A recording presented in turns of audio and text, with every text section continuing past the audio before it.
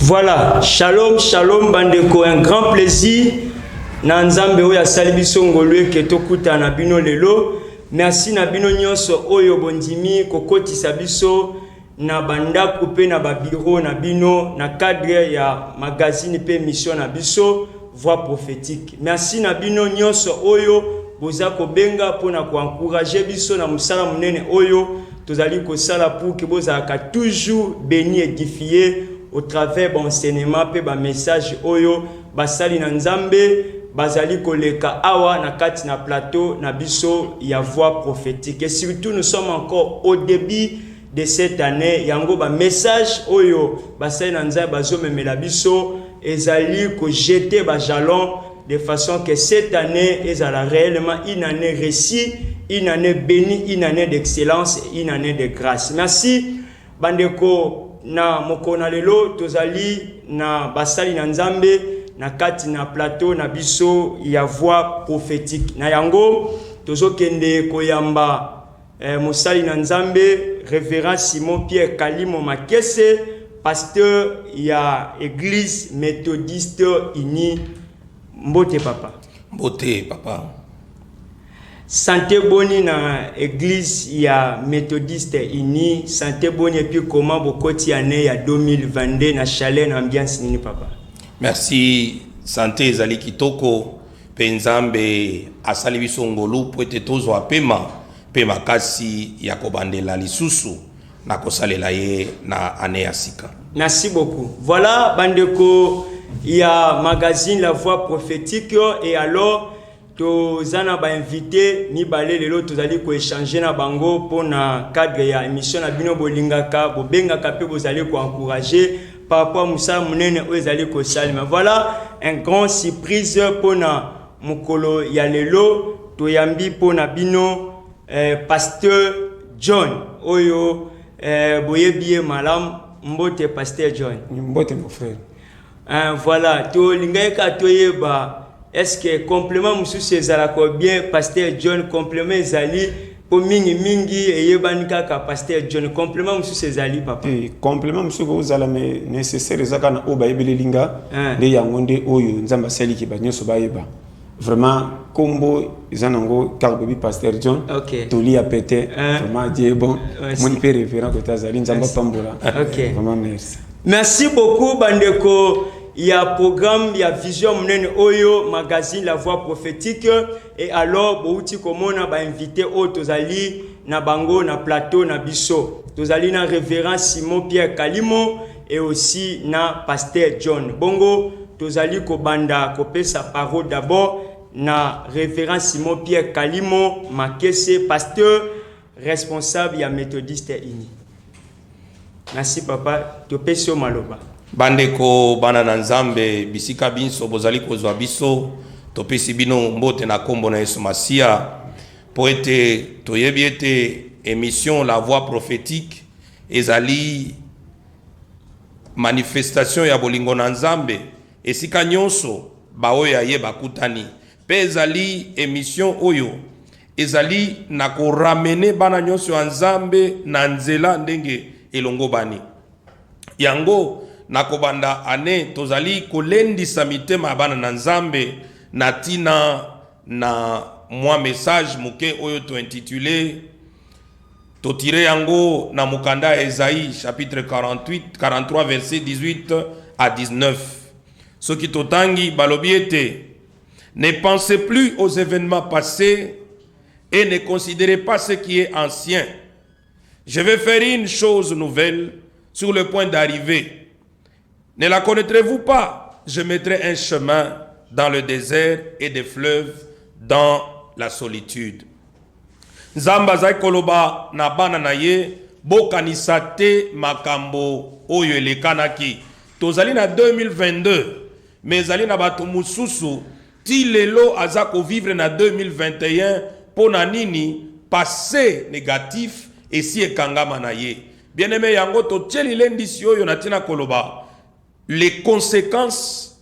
de s'attacher au passé négatif. Tala makambo ekoki kokomela mutu oyo akangami na makambo eleka ya mabe. Ya liboso apprécier malamu te présent. Okomona mutu référence na nyonso ezali kaka na tango ezalaki bakoko, na tango ezalaki boye, na tango ezalaki boye. Et okomona mususu ata basalaki likambo ya mabe na passé azali toujours na idée ya ko remémorer mabe wana nyonso. Deuxième conséquence bandeko balingami bana na Nzambe. Deuxième conséquence ezali wabengi na français hantise du passé. Passé kangami na mutu. Okomona mutu mususu za na 2021 basala ye mabe, azwa déception, azwa humiliation, balongole na musala, azwa échec na 2021, mais kino lelo azali ko continuer na ba référence wana. Nzamba azali ko pekisa likambo ndenge na peuple na ye parce que ya misatu soki mutu atiki passé te moyen à investir na présent ezate pona nini parce que akozala na o babengi na français la peur permanente kobanga ya tango nyonso aza kobanga kaka pona nini omoni ndenge ni na bandaki na kwesue omoni ndenge ni noko abandaki kaka boye asimbaki te yango ya suka na nyonso soki mutu akangami na makambo ya mabele kanaki Nzambe atikali Nzambe apase okomona mutu alobi na batango na banda kosambela wana Nzamba banda kosalela nga meme mikoloyo na ebite soki Nzamba a changer bien aimé nazali kobenga yo zali kolanda ngai na nzela ya chaîne oyo ya lipambo lipo na Nzambe tika makambo elika tika oyo nyonso basala yo na passé bosana ba échec ezalaki nangonde otobengi ezalaki échec pona ezalaki lokola référence besoin pour la utilité que oza mobali que oza mwasi déception humiliation ezalaki nde possibilité ko permettre yo oyeba kotala makambo na ndenge mususu o manyola makambo na ndenge mususu oyo a passé kunda présent ezali boso na yo parce que passé eza temps ya mémoire temps ya souvenir présent eza temps d'action futur nde okobuka otiki passé ekangi yo na présent okokangama maboko lobi okobuka eloko te Nzamba pambola bana na ye. Voilà, merci bandeko boza ebele na matete na ngaba na salongo na njili na kitambo na lingwala bozali kolanda magazine bino bolingaka mingi Nzamba pambola bino tobi toza na dobi ya ne et alors basai na Nzambe baza koleka bazali kopesa biso un message une parole par rapport et ya ko réconforter biso na ne nouvelle auto uti ko bana yango yo tika o ya le passé bosana yango. Voilà mosai na Nzamba pesi biso ba tactique ya malamu oyo koki ko sala ke kat na biso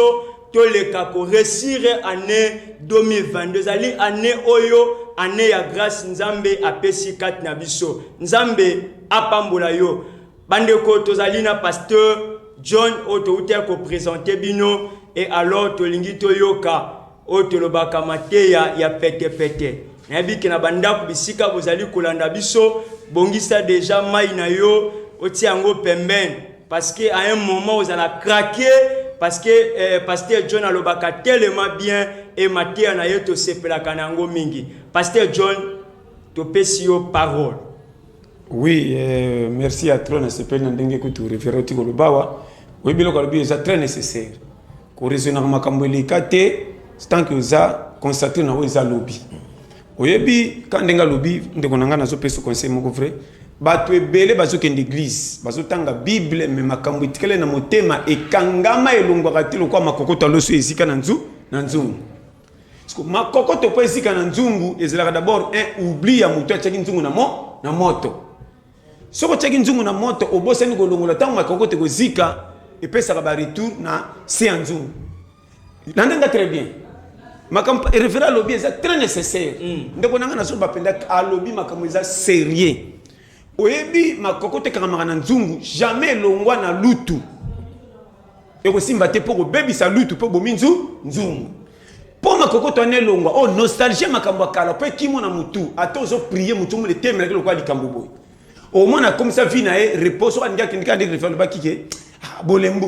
hein na ko sala te po to zangbe chèque boyena bo on lo ba wana ezana baso bakutana ba déception mibali ezana mibali o ba voyage mingi ba mona be chèque or be chèque wana kana ndingi na zo soma kana maloba référent échec wana tantôt ezalaki banzela o nzamba lekisaki yo pokoma na maturité koma mire moment o nzamba bombelo lipamboli tantôt na 2022 oyo kokota ba nostalgie makamulika yikalate tant que oza ceux que mono oza en forme ko pesa ka yo moko fotité pour équipe a été fouté ceux qui coach a tiki yo koma tina terrain timate sila c'est que na côté na o bebisa kité ba souvenir passé et quand rappel lobby ya mutu o kokota ba tonamité maloko ba nyongo tata moi sa bokolanga mabe ah na inaï makasi ah mamali kikutu tika non ceux qui sont aussi via Joseph tala via Joseph parcours naé ce que ça qui n'attend Joseph le long de Joseph azana nani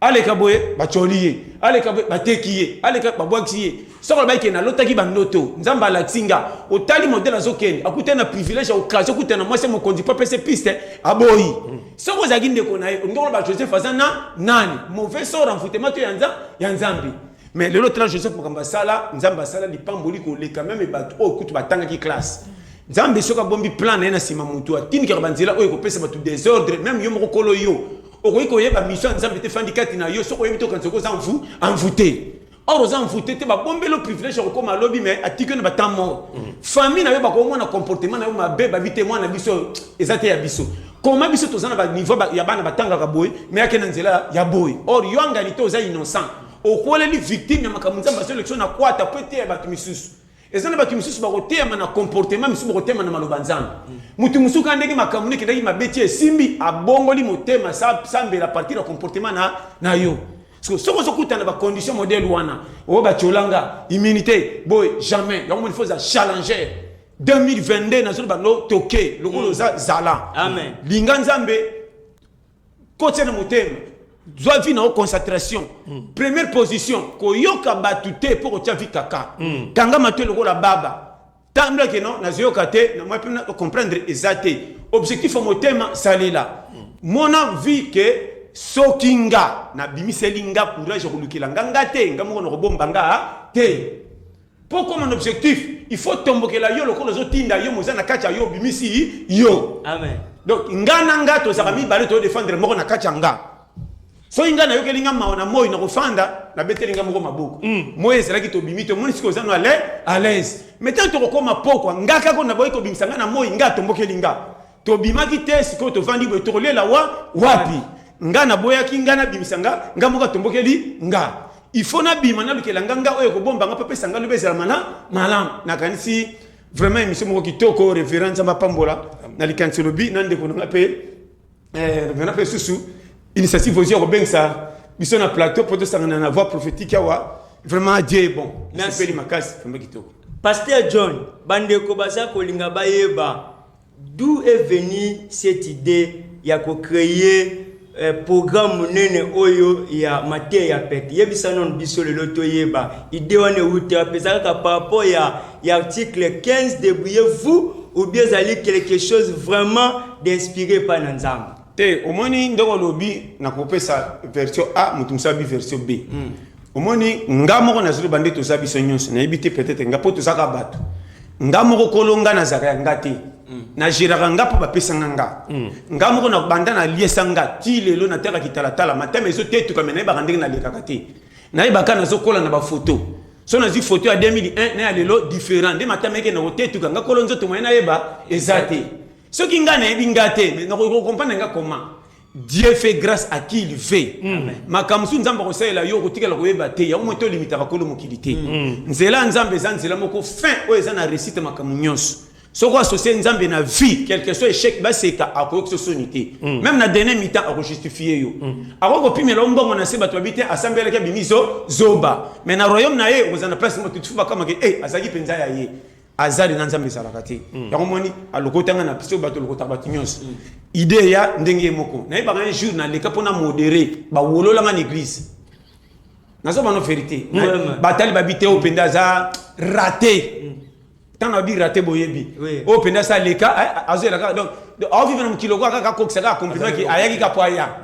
chiki e katani vie et simbité âge et poussani ko bonga ezate bagage na mutu neya. Donc, nous devons comprendre que Dieu est bon. Il y a un épisode qui au bébé ça a aligné na yote quelque chose chèque. Ko tel ka quartier fandité, ko tel ka lambola tité, ko tel ka place ou lalité. talaka makambo nzamba tie kati na yo nakoleka na tricot elemba bocholinga eza conjoncture mais makambo eza nanga tant ko bima lobi nzamba ko sala grâce pimelanga mbongo bomisanga maloba malamu na ko kotso famille un jour tozana bande ko musoke tala yi akabelo sans femme pas pesa alobi biloba loba solution ngala na miso bato ozozwa na souci maintenant ozokende ozokam vie mon frère bato bele bana barabara basi mibali bagafo tomoni bango tomoni bona masuma minene euti na bango te makamba mukili bakoyi ko maîtriser te etenga misi akebe ko beba yango moni rôle basala nzambe ndenge bozali awo tozao et un rôle moko pétété nazo bano vérité ko dresser mutaso ngana nzela na likambo etenga misa ye eza pétété eza ko le bende moko ya makasi gumbama na moto moko ya masekite so ngo bongisa na marton muke o eleke bende na ki na ki o eleke e bende na ki marton na kilo musano kaka beta tiro sani ekozonga yakomoni lobana nzambe eza lokola na soko tindiki yango tika nzambe mbo mninga kotaka na mitema ukoza la pasteur muneno saka ba stade plein mais otei mutaboko yoka ukoza simple motei moka ya balabala ya bawenze olobi likamo mutayoka ke fande tungisi pe commissaire mutu malam yakomoni vraiment ndongo tuninga Dieu fait grâce à qui il fait n'a pas justifier en côté et ça que na comme pasteur ntelo mabanzambe na te sans comprendre o ayoka kayoki o agondi mandimi o aboy afandi kolo mukilikuta sala batalinga mandambo na te sans lobani voilà donc yangwana base en tout cas merci beaucoup Dieu fait grâce à qui il veut yango maloba ya pasteur John bisika toza na plateau to seki na yebi pe ke bino na bandako bisika bozolanda biso na ba bureau partout bozolanda biso bino pe bo seki makasi parce que à un moment na vie pe ko seka ça fait quand même quelque chose et nzamba pambula yo tozo koba na émission magazine abiso voix prophétique mutuna ya mibale o tolinga ito tuna na pasteur John auti koloba tout à l'heure awake aleka ki na une église à modéré mais alors que baboye aleka bona ebité zaki par rapport à quoi to yebite ngana bino mais alors to lingi justement to yeba tozo ka pasteur John mais justement ayebisa biso lelo ta plateau awa to bomba lelo te ayepa na biso ezali tozo loba tozo ganga pasteur John yebisa biso église nini oyo pasteur John asambela quand même ça bande comme soupe ba sepelaka ming na mate ya pete ya pasteur John mais justement ba yebaka te pasteur John a priaka wapi église nini yebisa biso na plateau na biso merci vraiment mon gars na biso vérité musa problème eza boye ba bengana ngatebe ba boya te na modéré na zongi ma muke oui ba lekisa ngani na modéré pour na za frère na ko engagé na intercession na umeli OK ba fomenga le ko modéré na meko modéré au senti que ko modéré moko ya apprenti au pena so ko tali ça na formité parce que comment oser aider à monter bi ko modéré te un jour ako m'appelle bossa batazol ba to pe ba yoki ba moni pe solution yango moni to limite akolo mukilité Dieu est bon neti langue mutasala langue zanzambe mutasala mutu zanani nzambe yango moni botala ka ba potentialité mutu kaka na bandiri teninga zoki na mabe mwana lokola boy classe n'est pas dit que échouer na vie azana ba côté mususu vie ko PCP rose wa moni lipa on est exactement dans l'église moko med mission évangélique les damas ouais il y a pasteur Jim kala na bosa ça ba entre ba cellule na bango moko ezaka na limité le longa na prière na armée de l'éternel na sendwe il peut général Sonika Foot OK na ça moko ya to pesi papa général Sonika Foot mbote sika dali kolanda biso mikoleza ko ya pe papa to koya na bureau pour que tozwa grâce wana pe que to yamba papa général Sonika Foot rockman mbote na lingomba munene ya main de l'éternel papa donc il a l'équipe de formation bili pa ba pasteur Musangu donc il pa ba apôtre Henri Claude Baloni vraiment wasi ukanga base na ba yimuko pasteur Ndiwa na ibe donc ba pasteur Lik lelo ba kenda ba papa Lolo ba papa Pierre na lo baba oyo na ibi sionde konanga ko saila nzambe ezaka volonté moteme uta na ndenga bengeleli yo je te dis devant Dieu oyebi na salama ka mususo yo okotiko o ba yebi ba pesa ka nzambe témoignage yimo mi pesa force te nzambe mo ka justifier selon ndenge azana yo oyebi na kenda na ba mama avant ba to ba monanga na banda okende ba mama yemo na betata ba 2 ans ya chaque dimanche na kene makolo na kene transport te et comment qui volonté quand tu église bana ba kendo te ya na hôpital wa mikem parce que tant que na mama mo na mona ko monena mama mo basa lebele comment le fardeau nanga ni ba corrompre nganga moko souci surtout que église ata mo corrompre na programme kendo te ya après culte ngamo ko na volonté na ko bimasi na kantina kenda malem beti mama tous les pavillons o ya yebi à part ça na ba makolo ko tambola na solo bano vrai tu mo comme si je nganga tin bis kako ba bis et puis o alo baka monanga na desa eset akosi o na yas bokuta na bana ko tia na ba biso ya kinga sani zambi surtout ba maillot jaune ba biso mo ba image yango esikila mingi na ba réseaux sociaux yango très bien na ba school bis na ba jaune ba combien ba américain na bo surtout wana ba bis kinga sani ba 120 personnes plein na zo banda tant susu tongo ti pourquoi na okita boye na lembi sans kosenga mabonza na zolo ba Dieu m'entend parler volonté et donc besoin tina na sala na ebité souci ali kambuka moi c'est moba talaka mobalo lingi azola ne toko bato bazokele mamutingami na libala otingameli nini mobala bisaka mbonga lesa ote avant mobala lesa faut sanya ndako za kotonda ta kocho na karibu komi mibale moderne na ndako ya petena pasteur John on comprendre donc ozosalika moko sa oyeba tima ngamona komituna ozosa musala ofele mutabengo yeba na kate siko kofuta mawa wapi na bagi te soki na ko échouer na échouer soki za kolo mukili mbamba ti na ndenge Dieu fait grâce à qui il fait un certain jour CNN ndenga likaka frère nanga Talik autaka soki wa parce que ne musala na tonga mwende na oteya abina filmer na ke tala et télé moderne na ko seka ba vantir na kati tanga filmer ka ke na pe boyindo kande ti lelo et bana pedoki to le petit calapé et tellement pas c'est tellement. Merci beaucoup. Ozali pasteur, oza évangéliste, oza docteur, ozali prophète, servante, serviteur de Dieu, cadre oyo eza pona basali na nzambe. Lelo to yambi pasteur John Amate ya pete, to yambi révérend Simon Pierre Kalimo Kakese, lobi pe eza tout na yo. Lundi, vendredi. Voix prophétique na kati na chaîne abiso o to linga kakunakti. To lancer pe invitation e pa na yo oza kolanda biso. Toza na besoin obenga na ba numéro o ezali affiché na ba écran na yo obenga biso de façon que tozwa rendez-vous na yo parce que message na yo esuka kaka na 4 coins ya mi église na yo te. Voilà pourquoi okoyi codifier des millions ba bongoli motema ba yebi Yesu et nzambe akopambola yo. Papa révérend Simon Pierre Kalimo Kakese olobi ozali pasteur église méthodiste ini. Est-ce que koki ko yebisa na peuple ya nzambe oyo baza béni na moment oyo église eza wapi et puis peut-être ba coordonner na yo ba koyi ko jela yo ndenge nini pasteur. Merci beaucoup ndeko présentateur na lingi liboso na kokota na motuna na yo ko féliciter pasteur John pe ko yebisa yete musala oyo azali ko sala soki akontaka parmi ba oyo balandaka ye eza kaka ngai moko te mais libota nanga mobimba. Pourquoi? Parce que la première fois na landa ye nazwa temps ya kolanda mate ebele eza na vérité na kati na yango moko oyo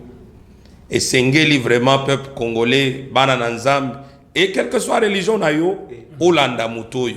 parce qu'il appelle ça conseil n'a pas penchanté mais appelle ça conseil il y a vie et na encourager na ngwana bise akende liboso ba problème nyonso lokola yo moko tikoloba ba échec. J'ai entendu émission moko salaki na o elekanaki na poto c'est un mauvais souvenir bosana pe tala musala na yo ndenge zali poto ezaki esika na yo te mabele ezali ya yo po yo moko za yo motuna na yo ezali ngai nazali pasteur ya église méthodiste unie na paroisse ndenge bamso babengaka église locale. Okay. À présent nazali ko occuper fonction ya surintendant, ça veut dire ba mususu e baba batisa balobaka chef de district, ba mususu balobaka représentant légal. Ça veut dire biso tozali ko occuper district mo nazali mokambi. Il y a au moins 10 églises locales où ils allaient à ba pasteur pe bandimi. Ba église ezali partout na Kinshasa ezali na avenue de l'Escorte présidentielle numéro 6,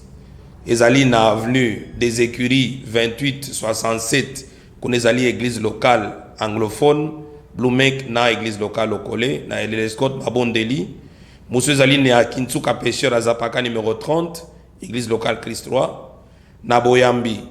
na Mbudi Seaport, église locale monsieur ezali kuna, na Mitendi, église locale ezali na mama ekoko pembeni ya bandeko na biso ya église na kopesa référence église bazali tozali presque partout na ba commune nyonso monga fula pengaliema ndesika tozali ko évoluer mais pona ko contacter bureau na ngai ezali na avenue de l'Escorte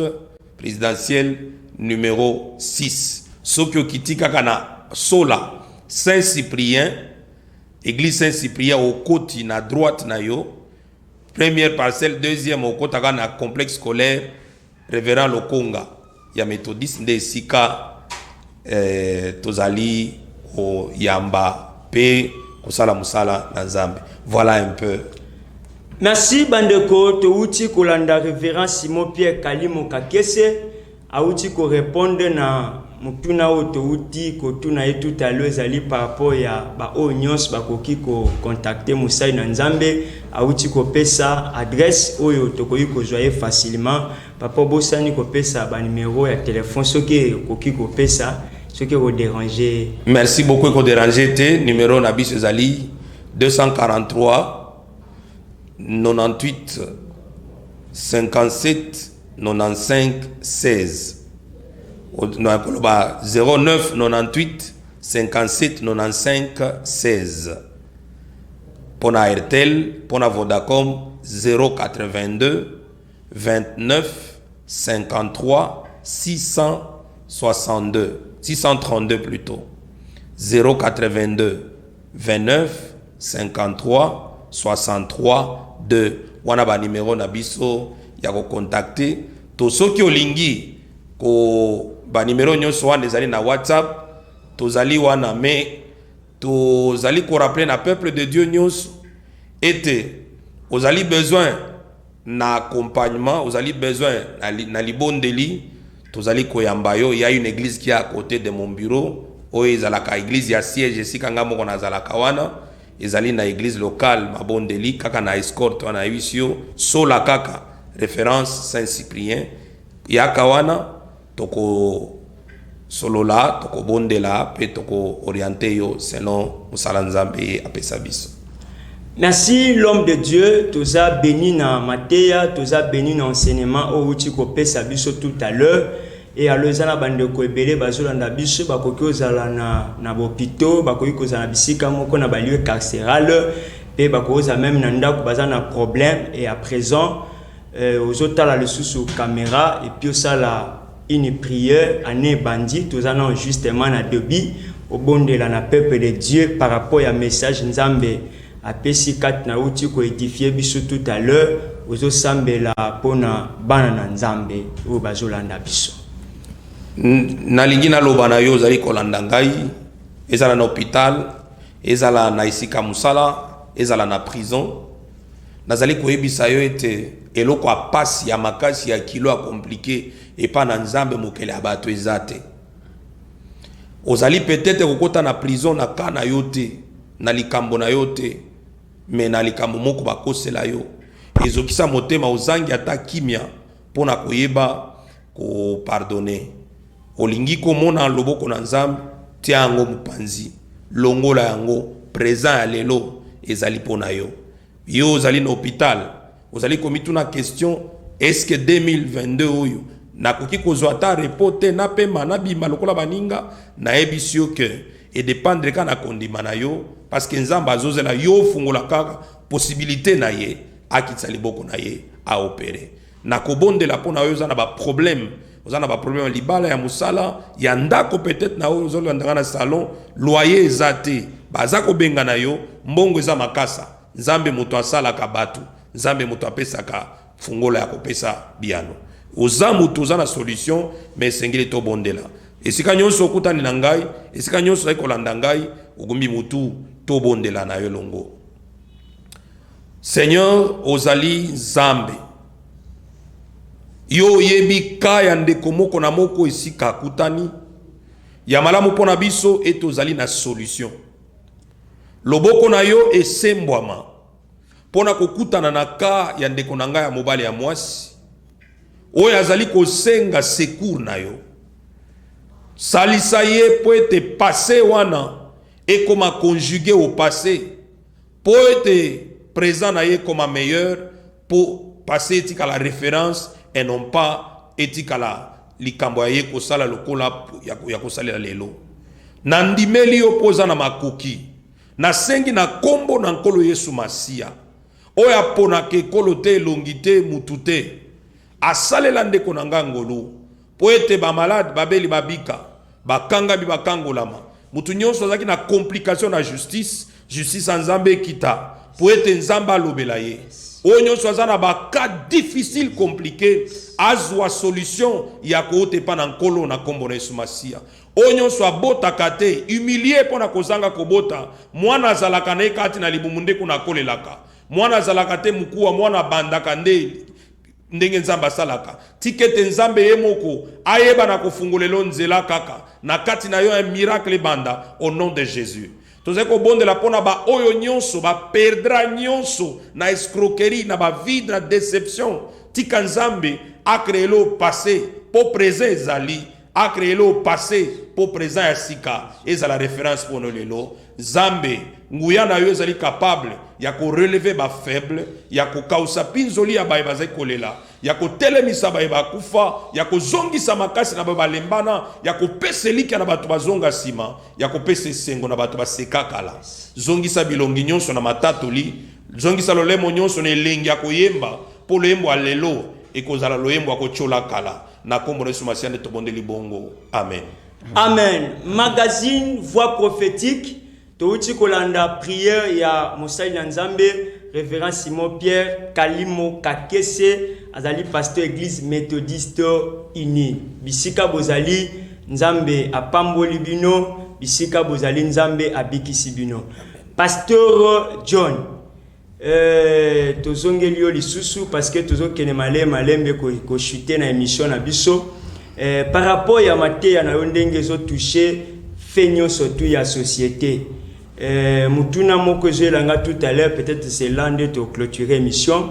Il arrive des fois, peut-être gouvernement ou je ne sais pas bateau, Moussous par exemple, ba brutaliser yo, ba menacer yo, na bisi quand même moleki au tamboli par rapport à la vérité aux obimisa tant aux ba mateya peut-être. Merci de konanga.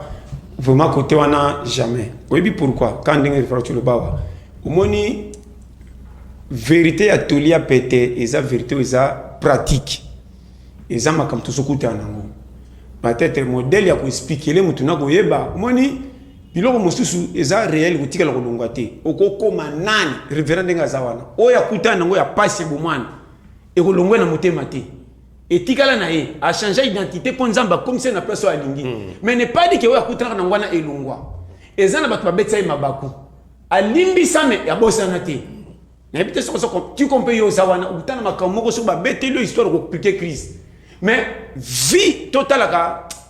o ezalobi ndeko nanga na kosote suka likambele kinyos o aliaka na tongo azaka na avantage soka zangi ya pokwa bimaloko ala na défaite o ala mukaka na nzala chulo makatro atali na 20h a umela kana nzala malala ka bien pour ko procès très bien kolala era pokwa eliki era tongo malgré difficulté na vie kolenga raté quel que soit échec tango zokota 2022 kolom ki la lingio sala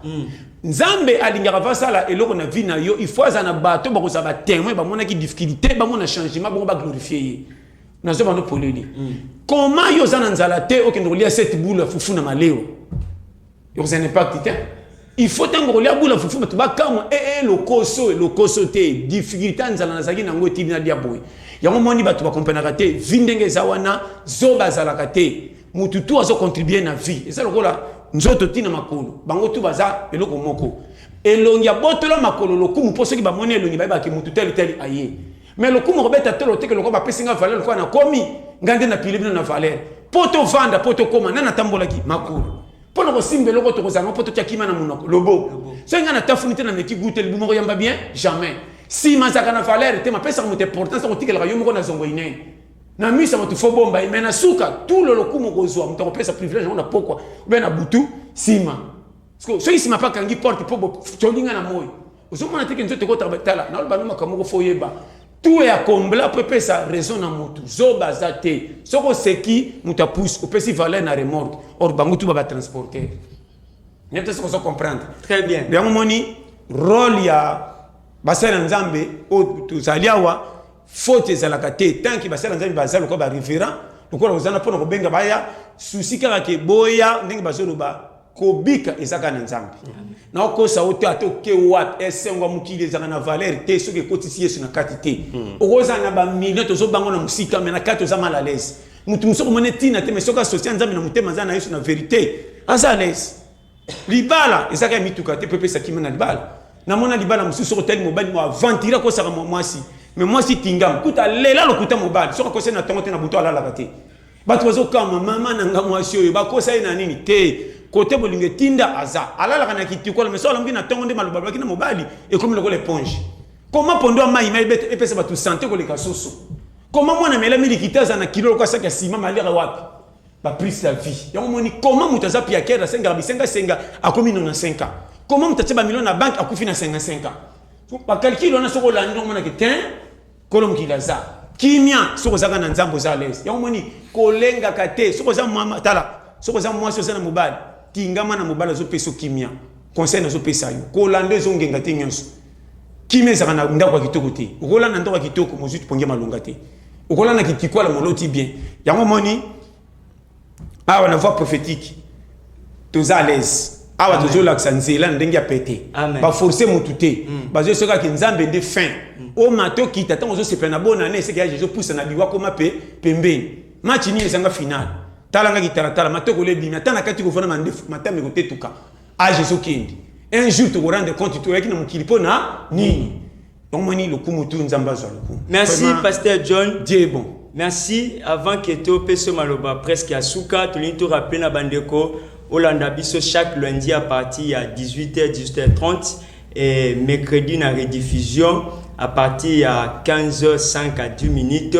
et puis Olanda biso vendredi à 19h. Tu rappelé na yo aux alliés évangélistes, docteurs, prophètes, apôtres, servantes, serviteurs de Dieu, cadre idéal yango oyo oya o s'exprimer. Pasteur John aye awa aye na mate ya pete yo pe ozana programme moko ko ikoleka o pambola peuple de Dieu o édifier peuple ya Nzambe bisika o nyonso bakoki kolanda et puis bana Nzambe bakopambolama. Pasteur John ba contact na yo ndenge batu balandi yo na émission magazine voix prophétique ba contact ba contact zaka ndenge kaka numéro de pesaka 243 84 75 18 112. Vraiment, nous avons pour le bon info qui est 081 084 75 18 112. Vraiment, numéro comme Moko. Au Moussou, c'est un peu privé. Donc, nous avons un partout, WhatsApp, tout bien. Ba bengi ba ozo protocole moko te ko ba compliqué bango na nyazo pasteur John ko ba complication le ka wa sala ba procédure be complication ezalaka te quand on a ça ba tuki ngamu na za na rôle ya 0 azalaka chiffre parmi compter malinga mati po azaka na valeur te mais soko lingo senga mbongo no fo benga ba 0 ba na sima po ba pesa chiffre kilo soko négliger 0 ozana ba chiffre bien te donc soko za 1 tina 9 ko chola 0 te rôle na ipa zakana tina te mais soko komi na kaba ide yo ba 0 fo ba na sima jamais mutasenga 1 10 100 1000 banani bazana sima ba 0 mais moko 0 zakana ti tina ti yango mi bengi no za 0 na zaka 0 mal nécessaire oui mal nécessaire donc pour nous éviter ka moni li papa akinda ba fetité mais balinga ke mingi lera mitungi sa piaka okay mona ba temu tuna piaka zaka na li papa touche li papa quartier li papa so ka betika ko pa zimbongo ba nandenga ko ina li papa sa motif apesi confiance na sapato li papa kama mabeni na sali azokoma na lera lokuma tikinga mais projet to mbongo ngande li papa na piaka idée N'est-ce pas ça bani référent au ko remarquer tant que ndo koya di papa sapato inio isongela di papa no yaka on a raté que mutazo somba sapato mais di papa tete fille de fer maboka ka te di papa tikala di papa voilà tikala di papa mokila batu nzambe maloba ya pasteur John Mateya pete to seki to sepeli bisiko to zali ya malamu ezali Mateya tiango en pratique ya malamu ezali oyeba nzambe bisiko zali bileme banga nzambe mokili o eza mokili ya nzambe nzambe apesi biso tango na mokili oyo opambwami otombwami osombi ba immeuble osali nyonso na vie si en toi tu n'as pas Jésus c'est néant. Voilà pourquoi pasteur John impression ya suka par rapport à émission ben précieux ce que ça va qui merci na référence ma pambola vraiment na tumona yo mo pende ko na marque vraiment Mumela idée malamu zui et le ko bien appena soulever ko sala mokili concurrence té pour na bomengo mokili tout est vanité forcer na côté nzamba sugisi yo zwa to ya mokili lokola ba joueur to koti na terrain varezi moko même mutu na poste na ye soko ye numéro 2 za na défense soko ya attaquer tikala likolo nazo songela inaperçu azate fourmi oya koma mukolo même bébé ya lititi elekaki na mulai.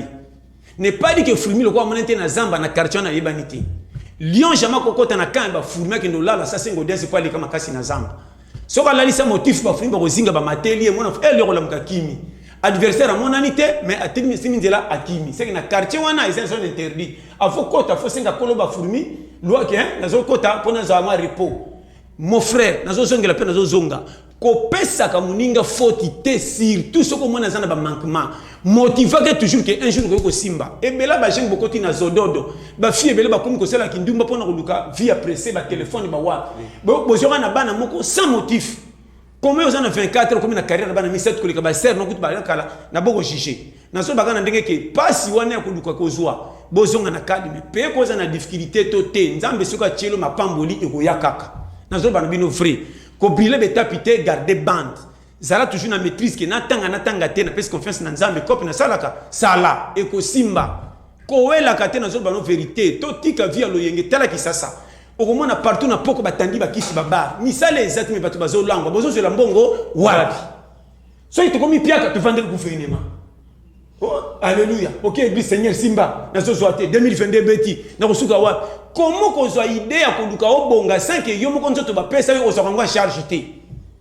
Remarquez dans ce bano clair, ngamo kolonga so na zana mbongo na kipaka peite, mbango na ba, lo yenge, ba difficulté ndako na kipaka te. Na kumi lokwa na bonga ko sembela batu ba bien rendre patron pour kumi na ngetika la vide za. Tango tika la piaka obandilo banzambe puko tikinga. Comment nzota pesa yo?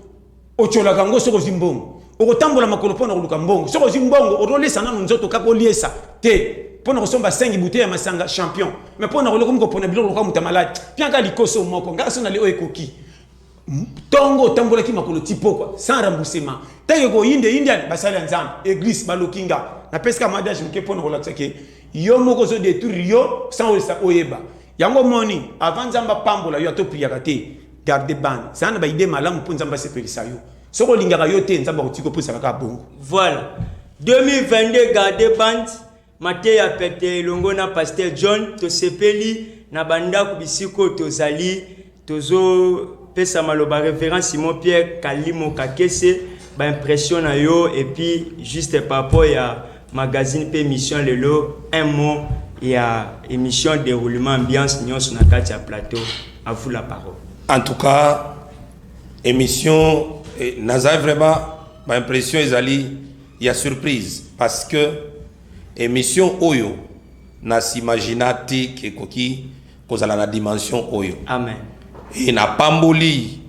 ba Colochen initiateur présentateur tikanzamba sala bino pe bien. Amen. Pe na tombe li chaîne oyo vraiment grandeur 2022 lokola 0 e ko bakisama we pasteur John alobi de oyo avimbela bino ka sima bokendaka ko poussa na kaka ti ba chiffre chanjaka makambo bien pona bino pe oyo na koloba na yo mwana na nzambe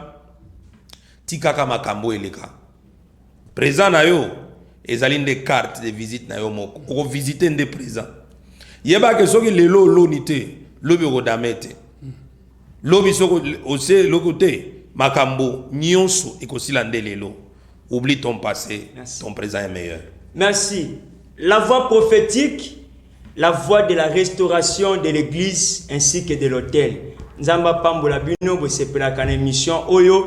benga biso yo poko leka awa obengi biso ba conditions za makaste benga biso et je sais que okoya po pambola peuple anza. Pasteur John 15 secondes pour clôturer l'émission. Dieu bon vraiment na sepeli makas. Merci à trop na révérend. Merci na yopende konanga. Car ndi référent le année au 2022 bino nyonso wawa biso nyonso wawa. Donc mutaye kutika muninga te. Tu es biso surtout que nzambe ya sala po simba. Vraiment quand on a 2022 garder ban. Merci. Tous en a bandeli keba vie zandenge. L'homme propose, Dieu dispose. Merci. So confier dans nzambe ipamboli et kurataka te quel que soit échec. Merci. Toujours viser liboso. Bye bye. Vraiment bye bye. Et monsieur Sili, Nzamba Pambola Bino, Tokutani mercredi et vendredi. Bye, que le Seigneur vous bénisse. Merci. Pasteur John, merci. Révérend Simon Pierre Kalimo. Merci, monsieur Sili. Tout le monde est à Bino prochainement. Que le Seigneur vous bénisse. Bye bye. Bye bye.